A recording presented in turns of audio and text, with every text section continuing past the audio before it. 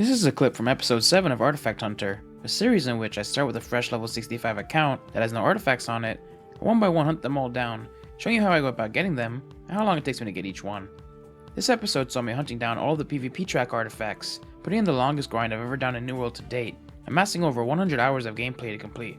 All of the artifacts from this episode, including the one in this clip, are locked behind the PvP rewards track. First, I'll show you the clip of what track I got the artifact on, including a bit of info about it, and what it looks like. And then, I'll briefly go over how the PvP track system works currently, followed by the method I used to go about getting this grind done as quickly and efficiently as possible, from PvP XP to Azoth Salt. If you'd like a more detailed look at the process, check out the full episode, which will be linked at the end of this video. Now, let's get into the clip. On track 58, I got the Light Headwear artifact Cowl of Power. This artifact comes with the unique perk of Desperate Energy, which makes it so if you hit an enemy while your mana is below 50%, you gain 4 seconds of 25% increased damage on a 10-second cooldown, along with Enchanted Ward, health, and a final perk of your choice. When it comes to looks, this artifact looks awesome. I get a mix of luchador vibes and a crown.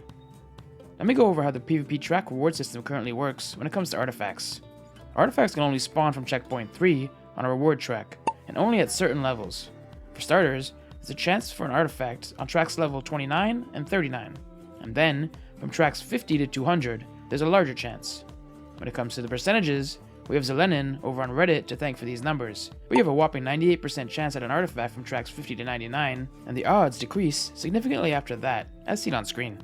Along with that, you have to take Azoth Salt into account, as each artifact will cost 50,000 salt to unlock, and with them dropping so frequently from tracks 50 onwards, you'll constantly be running out of Azoth Salt, due to its 100,000 salt cap. But now that we know how to get the artifacts, let's go over my plan to hunt them all down.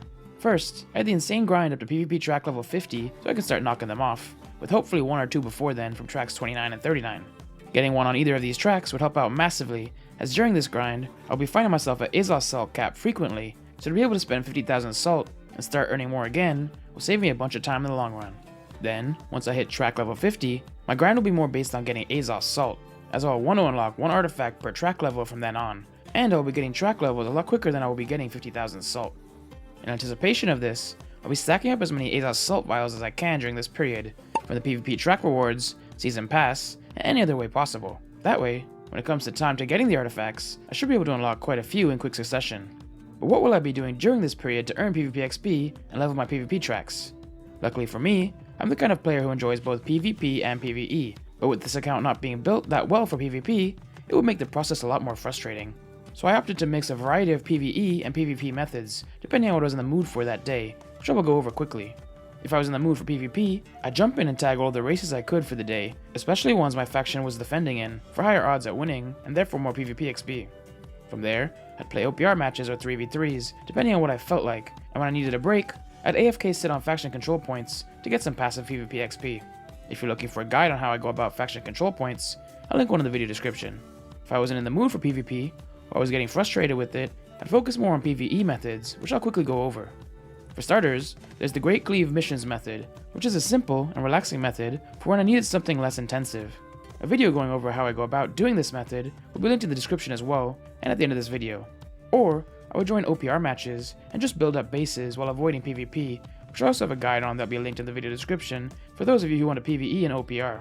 Then, like previously mentioned, when I needed a break from the game, I'd sit AFK on faction control points to gain some passive PvP XP.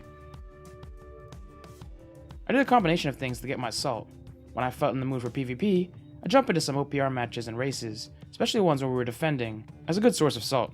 Or, if I wasn't in the mood for PvP, I'd farm corrupted breaches while flagged up, getting 1,500 salt every couple of breaches closed. Plus, I would run the previously mentioned Great Cleave missions method on occasion as well, to change things up. I would also put all of the gold I was earning in this period into doing the Infused Alkahest method to earn Azoth Salt on the side, which is a method I made a video going over that will be linked in the video description below. Sometimes I would even just pay people to come let me kill them outside Everfall Gate, 500 coins per person, to get fast and easy salt. If you do this though, make sure to only kill each person once, as after the first kill, you'll only get 25 salt per kill. I will get anywhere from 400 to 2,300 salt per kill doing this, but every once in a while, kills would only give me 25 salt, so this is a very all over the place and expensive method. Thanks for watching another video. If you'd like to see the episode of Artifact Hunter this clip was taken from, click on the video to the left. Or, if you'd like to learn how to level your tracks via PvE with the Great Cleave missions method, Click on the video to the right.